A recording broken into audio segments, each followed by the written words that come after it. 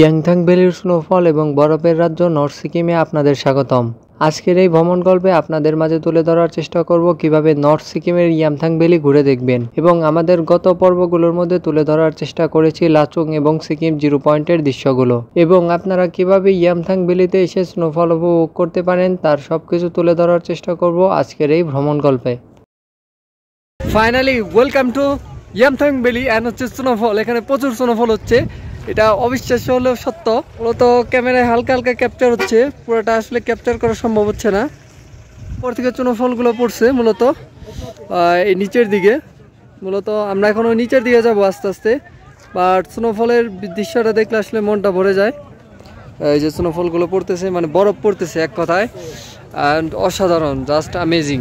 আর snowfall সরলে লাগতেছে, বিশ্বাস করছে না। আমরা এখন স্নোফলের মাঝখানে আছি, এই যে স্নোফলগুলো পড়তেছে, জাস্ট অ্যামেজিং। ফাইনালি স্নোফলে ভিতর দিয়ে হারতেছি, অসাধারণ। আমরা নিচের দিকে যাব ইয়ামথাং ভ্যালির, আর এটা হচ্ছে ইয়ামথাং ভ্যালির দৃশ্য। মূলত হচ্ছে স্নোফলটা সবসময় হচ্ছে জিরো পয়েন্টে। আমরা যে ইয়ামথাং ভ্যালিতে এসে যে এত সুন্দর স্নোফল পাবো এটা কখনোই আমরা আশা করি নাই। অলরেডি স্নোফলে আমাদের দাড়িতে স্নোফল লাগতেছে, জাস্ট অ্যামেজিং। আল্লাহ তাআলার সৃষ্টি কত সুন্দর দেখেন। এখানে এত পরিমাণ স্নোফল হচ্ছে যে সামনে কিছুই দেখা যাচ্ছে না। ক্যামেরায় কতটুকু স্নোফল ক্যাপচার হচ্ছে আসলে আমি বলতে পারতেছি না, কারণ ক্যামেরায় খুব একটা ক্যাপচার করা সম্ভব না। আর স্নোফলগুলো মূলত পাহাড়ের এই দিক থেকে আসতেছে, পাহাড়ের উপরের অংশ থেকে। এই জিরো পয়েন্ট বা ইয়ামথাং ভ্যালির যে দুইটা সৌন্দর্য আছে, আপনি যদি বর্ষাকালে আসেন এখানে ফুল দ্বারা আবৃত পাবেন, আর যদি আপনি বর্ষাকাল না আসেন তাহলে এখানে আপনি বরফ দ্বারা আবৃত পাবেন। আমরা আজকে বরফের আবৃত আছে, আর এখানে হচ্ছে বসার মতো ব্রেঞ্চ আছে, জাস্ট অ্যামেজিং। আমরা একটু বসি। উফ,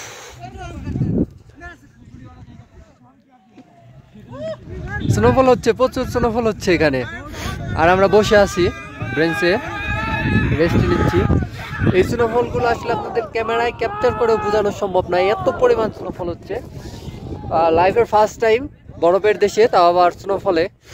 এটা খুবই একটা সুন্দর একটা দৃশ্য, হাত পা অলরেডি কাঁপতেছে। আমরা এখন ইয়ামথাং ভ্যালির নিচের দিকে যাব, এখানে একটা ব্রিজ আছে, মূলত ওই ব্রিজের দিকে যাচ্ছি। আর স্নোফলের কারণে মুখে স্নোফল লাগলে অনেক ঠান্ডা লাগতেছে, অলরেডি মাথা দিয়ে পড়তেছে, এত পরিমাণ স্নোফল বিশ্বাস করার মতো নয়। এত পরিমাণ স্নোফল হচ্ছে এখানে, যদিও বোঝা যাচ্ছে না স্নোফলটা। আর স্নোফলগুলো আসতেছে হচ্ছে এই সাইড থেকে, ইয়ামথাং ভ্যালি বাজারের সাইড থেকে। আমরা এখন যাব ওই সামনের দিকে। ইয়ামথাং ভ্যালিতে স্নোফলের দৃশ্য পাওয়াটা খুব ভাগ্যের বিষয়। বেশিরভাগ ক্ষেত্রে সিকিম জিরো পয়েন্টে স্নোফল হয়ে থাকে। ইয়ামথাং ভ্যালিতে স্নোফল হওয়ার ইতিহাস খুবই কম। সিকিম জিরো পয়েন্টে আমরা স্নোফলের আভাস পেলেও ওখানে কোনো বরফের স্নোফল আমরা পাইনি। আপনি যদি ইয়ামথাং ভ্যালির সুন্দর এই স্নোফলের দৃশ্য উপভোগ করতে চান, অবশ্যই আপনাকে ডিসেম্বর, জানুয়ারি এবং ফেব্রুয়ারি মাসের ভিতরে এই সিকিম ভ্রমণ প্ল্যান করতে হবে। মূলত ইয়ামথাং ভ্যালির যে নদীটা আসছে এটা হচ্ছে জিরো পয়েন্ট থেকে আসছে, আর জিরো পয়েন্ট থেকেই, আর মূলত জিরো পয়েন্ট থেকে হচ্ছে তিস্তা নদীর উৎপত্তি, মানে এই পানিগুলোর উৎপত্তি সামনে থেকে নদী। আমরা এখন ওই ব্রিজে যাব, এই ব্রিজটা হচ্ছে এখানকার একটা ঐতিহ্য, মানে এই ইয়ামথাং ভ্যালির। সো আমরা এখন ব্রিজের দিকে যাচ্ছি, আর এখানে হচ্ছে টোটালি বরফ, এখানে বরফ ছাড়া কোনো অপশন নাই। আসলে এইসব জায়গা ভ্রমণ করার জন্য ভালো ক্যামেরা বা ভালো মোবাইল ফোন দরকার হয়ে থাকে, যেটা আমার কাছে নাই। এর জন্য সুন্দরভাবে ক্যাপচার করা আমার পক্ষে অন্তত সম্ভব হচ্ছে না। এটা আসলে চোখে দেখে বা মোবাইলের ভিডিও দেখে আসলে আপনাদের বিশ্বাস করাতে পারবো না কখনোই, এতটা সুন্দর।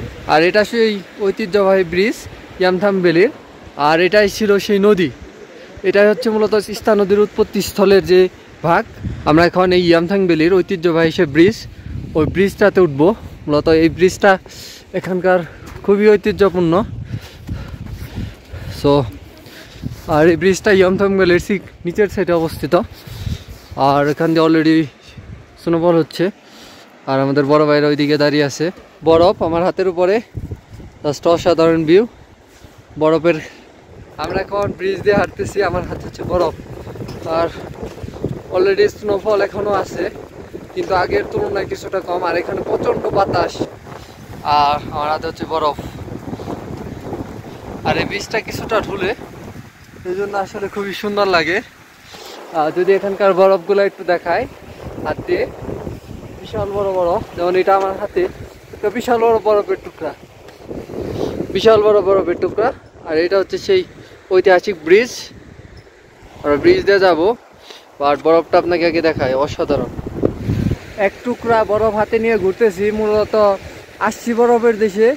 এই বরফটা বাংলাদেশের জন্য নিয়ে যাইতেছি, দেখি কত দূর পর্যন্ত নিয়ে যাইতে পারি।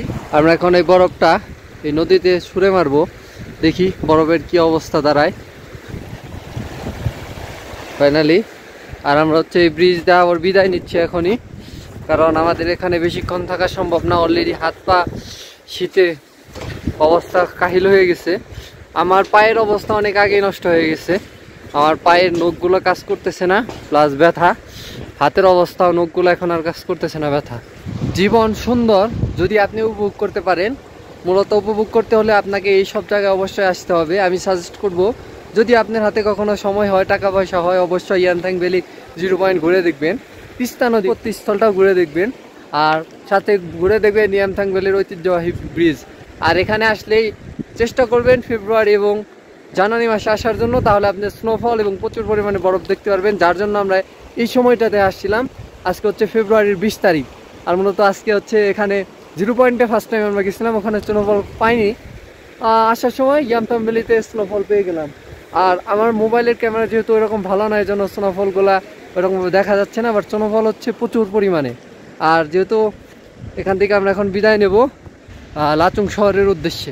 মূলত নর্থ সিকিমের সবচাইতে সুন্দরতম জায়গা ইয়ামথাং ভ্যালি এবং সিকিম 0 পয়েন্ট। আমরা সিকিম 0 পয়েন্টে স্নোফল না পেলেও ইয়ামথাং ভ্যালিতে এসে স্নোফল পেয়ে গেছি। হাজার হাজার পর্যটক আসে এই স্নোফল দেখার উদ্দেশ্যে, কিন্তু সবাই এই স্নোফল উপভোগ করতে পারে না। এই বরফের বৃষ্টি উপভোগ করতে যেমন সুন্দর, তেমন এখানে মারাত্মক কিছু বিষয় রয়েছে। যেমন অতিরিক্ত স্নোফলের কারণে রাস্তা ঢেকে গেলে আপনি ইয়ামথাং ভ্যালি থেকে বের হতে পারবেন না, এবং অতিরিক্ত বরফের বৃষ্টির ফলে এখানে অক্সিজেনের মাত্রা কমে আসতে পারে। যদি এখানে অক্সিজেনের মাত্রা কমে যায়, তাহলে আপনাকে বিশাল সমস্যার সম্মুখীন হতে হবে, কারণ এখান থেকে আর্মি ক্যান্টনমেন্ট বেশ কিছু দূরে অবস্থিত, এবং অতিরিক্ত স্নোফলের কারণে গাড়ি আর্মি ক্যান্টনমেন্টের দিকেও যেতে পারে না। বিশেষ করে যখন স্নোফল শুরু হবে, তখন আপনাদের সাবধানতা অবলম্বন করে চলতে হবে। ফাইনালি ইয়ামথাং ভ্যালি থেকে বিদায় নিচ্ছি, কারণ আমাদের লাচুংয়ের হোটেলে যে এখন দুপুরের খাবার খেতে হবে। অলরেডি দুপুর 1:47 হয়ে গেছে। আর এখানে শ্বাস নেওয়াটা খুবই কষ্টকর, শ্বাসকষ্ট হচ্ছে খুবই, কারণ এখানে অক্সিজেনের খুবই অভাব। আর আমরা এখন যেখান থেকে 100 রুপি দিয়ে পায়ের জন্য জুতা ভাড়া করছিলাম, বোর্ড, ওইগুলা ইয়ামথাং শহরে সেই দোকানে দিয়ে যেতে হবে। এটাই ছিল আজকের ইয়ামথাং ভ্যালি। আর আজকের ইয়ামথাং ভ্যালি থেকে আমরা বিদায় নিচ্ছি। ইয়ামথাং ভ্যালিতে আপনি যদি বর্ষার সময় আসেন, অবশ্যই এখানে প্রচুর ফুল পেয়ে যাবেন।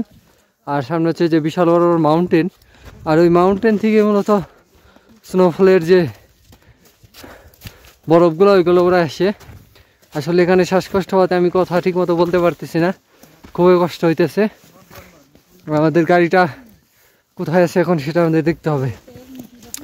আর ইয়ামথাং ভ্যালি থেকে বিদায় ইয়ামথাং ভ্যালি। আবারও দেখা হবে যদি কোনো দিন আসি। জাস্ট অসাধারণ ভিউ মাউন্টেনগুলা, আর সামনে দেখা যাচ্ছে এটা হচ্ছে ইয়ামথাং ভ্যালি বাজার। আমরা এখন বাজারে যাব, তারপর আমাদের পায়ের জুতাগুলা তাদেরকে দিয়ে আর হচ্ছে আমাদের লাচুং যে হোটেল আছে, ওই হোটেলের উদ্দেশ্যে চলে যাব। আমরা হচ্ছে যে ইয়ামথাং ভ্যালিতে আছি, এটা সমুদ্র পৃষ্ঠ থেকে 12,000 ফিট উপরে। আর আমরা যে 0 পয়েন্টে ছিলাম, ওইটা সমুদ্র পৃষ্ঠ থেকে 15,300 ফিট উপরে। আর আমাদের লাচুং শহরটি প্রায় 9,000 ফিট উপরে সমুদ্র পৃষ্ঠ থেকে। আমরা কতটা উপরে আছি এখন সমতল ভূমি থেকে, এটা হচ্ছে কল্পনা করতেই আসলে খুব অবাক লাগে। আর এটাই হচ্ছে ইয়ামথাং ভ্যালি বাজার। এখানে 10 থেকে 15টার মতো দোকান রয়েছে, তাছাড়া তেমন কিছুই নেই। এটা হচ্ছে ইয়ামথাং ভ্যালি বাজার, আর এখান থেকে আপনি অনেক কিছুই ক্রয় করতে পারবেন। খাবারের হোটেল আছে, প্লাস হচ্ছে জামা কাপড়, জুতা, হ্যান্ড গ্লাভস ক্রয় করতে পারেন, প্লাস ভাড়াও নিতে পারেন। আমরা জুতা ভাড়া নিয়েছিলাম 100 রুপি করে। আর মূলত এখান থেকে আমরা বিদায় নিচ্ছি। আর আমরা এই দোকান থেকে এগুলো ভাড়া নিয়েছিলাম, এই দোকানে আবার ফেরত দিয়ে দিচ্ছি। এখনো ইয়ামথাং ভ্যালিতে হালকা হালকা স্নোফল হচ্ছে, কিন্তু বোঝা যাচ্ছে না।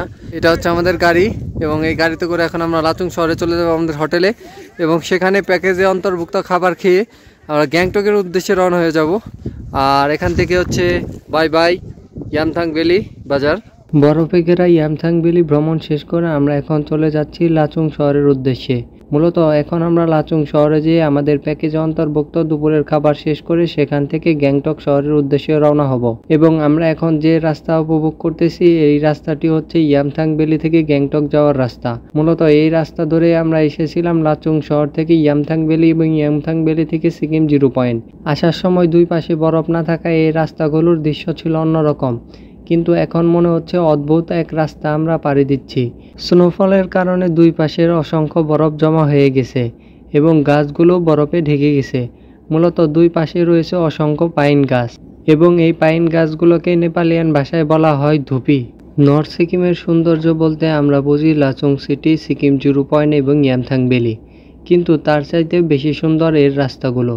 মূলত আপনি লাচুং শহরের পরে ইয়ামথাং ভ্যালি এবং সিকিম 0 পয়েন্টের যে রাস্তাগুলো দেখবেন, এই রাস্তাগুলো পাহাড় কেটে তৈরি করা হয়েছে। মূলত এটি এক লাইনের একটি রাস্তা, অপর একটি গাড়ি এখানে আসতে হলে একটি গাড়িকে বিশেষভাবে সাইড দিতে হবে।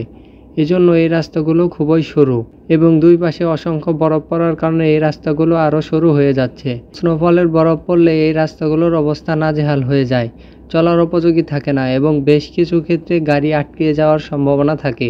স্নোফল অবশ্যই সুন্দর এবং মনোমুগ্ধকর একটি দৃশ্য, কিন্তু এই স্নোফল আপনার জন্য মারাত্মক রূপ ধারণ করতে পারে। বিশেষ করে অতিরিক্ত স্নোফলের কারণে এই রাস্তাগুলো ব্লক হলে এই গাড়িগুলো চলার আর কোনো উপযুক্ত থাকে না। এজন্য অল্প অল্প স্নোফল হলেই বিশেষ করে ড্রাইভাররা লাচুং শহরের উদ্দেশ্যে রওনা হয়ে যায়, কারণ অতিরিক্ত স্নোফলের কারণে গাড়ি চালানো অসুবিধা এবং রাস্তা ব্লক হয়ে যাওয়ার একটা বিশেষ সম্ভাবনা রয়েছে। অলরেডি আবারও স্নোফল হচ্ছে। ইয়ামথাং ভ্যালির থেকে এখন আমরা লাচুং শহরের দিকে যাচ্ছি, এখান থেকে প্রায় 26 কিলোমিটার দূর। আর তারপরে স্নোফল, এখনও আমরা স্নোফলের মধ্যে আছি। আশা করা যাচ্ছে তাহলে লাচুং শহরেও স্নোফল হবে। আর রাস্তার দুই পাশে হচ্ছে প্রচুর পরিমাণে বরফ জমে আছে। মূলত এই বরফ দিয়ে রাস্তাগুলো ব্লক হয়ে যায়। এখানকার যে সিকিমের গাড়িগুলো আছে ওই গাড়িগুলো দিয়ে বরফগুলো আবার সরিয়ে নেওয়া হয়। বর্তমানে সময় দুপুর 2টা, কিন্তু আবহাওয়ার কারণে বোঝার উপায় নাই এখন দুপুর 2টা বাজে। মূলত মনে হচ্ছে কেবল সকাল হলো, একটু পরে সূর্য উঠবে, কিন্তু সূর্যের দেখা নেই। সূর্য সেই সকালে এসেছিল এবং স্নোফলের কারণে সূর্য ঢেকে গেছে। আমরা যেমন শীতের সকালকে কুয়াশাচ্ছন্ন দেখতে পাই, ঠিক তেমন রূপই আপনারা এখানেও দেখতে পাবেন। এখানে হয়তো কুয়াশার বদলে বেশিরভাগই বরফ দেখতে পারবেন। রাস্তার দুই পাশে অসংখ্য বরফ পড়ার কারণে রাস্তার সৌন্দর্য অনেকটাই বৃদ্ধি পায়, কিন্তু এই সৌন্দর্যের কারণে গাড়ি চালাতে বেশ কিছু সমস্যার সম্মুখীন হতে হয়। ইয়ামথাং ভ্যালি থেকে লাচুং শহরের দূরত্ব প্রায় 25 কিলোমিটার, এবং এই 25 কিলোমিটার রাস্তাটা খুবই ভয়ঙ্কর। এবং আপনি যখন স্নোফল ব্যতীত আসবেন তখন এই রাস্তাটা খুবই সুন্দর এবং সবুজভাবে উপভোগ করতে পারবেন, এবং বরফের মাঝেও আপনি সুন্দর উপভোগ করতে পারবেন। সেটা আপনার জন্য হবে এক ভয়ঙ্কর অভিজ্ঞতা। স্নোফলকে ভেদ করে আমরা চলে যাচ্ছি লাচুং শহরের উদ্দেশ্যে, এবং এখান থেকে লাচুং শহরে আমরা যেতে পারলেই তারপরে আমাদের পরবর্তী গন্তব্য হবে গ্যাংটক শহর। লাচুং শহর আবার কুয়াশাতে ঢেকে গেছে, আর আমরা কেবল আসলাম হচ্ছে আমাদের সেই হোটেলে আবার। আর এই হোটেলে আমাদের প্যাকেজের অন্তর্ভুক্ত দুপুরের খাবার শেষ করে আমরা চলে যাব গ্যাংটক সিটির উদ্দেশ্যে। আর এটা হচ্ছে আমাদের গাড়ি। মূলত নর্থ সিকিমের ইয়ামথাং ভ্যালি এবং 0 পয়েন্ট ঘোরা দুইটা আমাদের দেখা শেষ। দুইটা আমরা খুব ভালোভাবে ঘুরতে পারছি, কিন্তু শীতের যে একটা চাপ ছিল ওইটা আসলে আমাদের পক্ষে সহ্য করা সম্ভব হয় নাই। আর এখানেও একটু স্নোফল হচ্ছে, যেটা আমাদের জন্য খুবই কষ্টকর। সামনে শহরটা পুরো কুয়াশাতে ঢেকে গেছে। আর আমরা আমাদের এখন হোটেলে প্রবেশ করব, আমাদের ব্যাগগুলো নিব এবং দুপুরের খাবার শেষ করে চলে যাব গ্যাংটক সিটির উদ্দেশ্যে। প্যাকেজের অন্তর্ভুক্ত দুপুরের খাওয়া শেষ করে আমরা আবার এই হোটেল থেকে চলে যাব গ্যাংটক শহরের উদ্দেশ্যে। আজকের দুপুরে প্যাকেজের অন্তর্ভুক্ত আমাদের খাবার ছিল সবজি, ডিম এবং ডাউল, এবং এখানে আপনি ভাত এবং ডাউল আনলিমিটেড নিতে পারবেন। এছাড়াও সাথে পেয়ে যাবেন সিকিমের ট্র্যাডিশনাল এক ধরনের চাটনি। ফাইনালি আমাদের লাচুং শহরের যাত্রা এখানেই সমাপ্তি ঘটতে চলেছে। আমরা আমাদের হোটেলে প্যাকেজের অন্তর্ভুক্ত খাবার খেয়ে এখন লাচুং শহর থেকে বিদায় নিয়ে চলে যাচ্ছি গ্যাংটক শহরের উদ্দেশ্যে, এবং লাচুং শহর থেকে গ্যাংটক শহরে যেতে প্রায় সময় লাগবে 6 থেকে 7 ঘন্টা। লাচুং শহর থেকে গ্যাংটক যাওয়ার রাস্তাটা খুবই ভয়ঙ্কর, এবং এখন আমাদের এই 7 থেকে 8 ঘন্টা এই ভয়ঙ্কর রাস্তা জার্নি করতে হবে। মূলত লাচুং শহর থেকে গ্যাংটক শহরের দূরত্ব 115 কিলোমিটার, এবং বেশ কিছুদিন আগে বন্যার রাস্তার ক্ষয়ক্ষতি হওয়ার কারণে এই রাস্তাটা বর্তমানে খুবই ঝুঁকিপূর্ণ এবং এই ঝুঁকিপূর্ণ রাস্তাকে অতিক্রম করে আমরা চলে যাচ্ছি গ্যাংটক শহরের উদ্দেশ্যে। ফাইনালি আমরা এখন আছি রংগা স্টেশন। লাচুং শহর থেকে বিদায় নেওয়ার পরে দীর্ঘ 3 ঘন্টা জার্নি শেষে আমরা কেবল 70 কিলোমিটার মতো জার্নি শেষ করলাম। আমরা আছি এখন রঙ্গন 0 পয়েন্টে। এখান থেকে আমাদের আজকে রাতে গ্যাংটক যেতে হবে। এই গাড়িতে করে আমরা আসছি, আমাদের এখনো সবাই ব্রেক নিচ্ছে। তো এখান থেকে আমাদের গাড়িটি এখন ছাড়বে এবং সরাসরি আমরা চলে যাব গ্যাংটক শহরে। ফাইনালি আমাদের গাড়ি থেকে আমরা নামলাম। আমরা এখন আছি ওয়েস্ট পয়েন্ট এরিয়াতে। আর এখন আমাদের নর্থ সিকিম ভ্রমণ গল্প এখানে শেষ হয়ে গেল। মূলত 2 দিন 1 রাতে নর্থ সিকিম ভ্রমণ গল্পটা এমনিতে সুন্দর ছিল, কিন্তু যাতায়াত ব্যবস্থা আমাদের জন্য খুবই কষ্ট ছিল। হচ্ছে রাতের এমজি মার্গ এখন পুরোপুরি শূন্য, তেমন কোনো মানুষ নেই। আর আমরা এখন এমজি মার্গ দিয়ে হাঁটতেছি, একবার সম্পূর্ণ শূন্য একটা এমজি মার্গ। নর্থ সিকিম থেকে সরাসরি আমাদের গাড়িটা আমাদের এমজি মার্কে নামিয়ে দিয়েছে। এটা মূলত বাজরা স্ট্যান্ড থেকে প্যাকেজটা শুরু হয় এবং বাজরা স্ট্যান্ডেই প্যাকেজটা শেষ হয়। মূলত বাজরা স্ট্যান্ড থেকে এত রাত্রে গাড়ি পাওয়াটা খুবই মুশকিল, এই জন্য আমরা 300 টাকা তাকে এক্সট্রা পে করি, আমাদেরকে এই এমজি মার্ক রুটে নামিয়ে দেয়। আর এখান থেকে আমরা এখন চলে যাব আমাদের হোটেলের উদ্দেশ্যে, মানে ওয়েস্ট পয়েন্টে। এমজি মার্ক থেকে জাস্ট 2 মিনিটের দূরত্ব। মূলত নর্থ সিকিম ভ্রমণ গল্পটা আসলে যতটুকু সুন্দর ততটুকুই কষ্ট। আপনি যদি প্রাইভেট ভাড়া করে যান আপনার তেমন কোনো কষ্ট হবে না। যদি আপনি শেয়ার কারে যান 3 জনের সিট 4 জন বসতে হয়, এখানে মানে খুবই একটা কষ্টসাধ্যের বিষয়। এই জন্য কষ্ট হলেও নর্থ সিকিম ভ্রমণটা আসলে খুবই আনন্দদায়ক। আপনি বরফের মধ্যে হাঁটতে পারবেন, এটা হচ্ছে অন্যতম একটা পাওয়া। আমাদের এই নর্থ সিকিম ভ্রমণ গল্পটা আজকে আমাদের এখানেই শেষ হয়ে যাচ্ছে। দেখা হবে নতুন কোনো পর্বে। সেই পর্যন্ত সবাই ভালো থাকবেন, সুস্থ থাকবেন। আল্লাহ হাফেজ।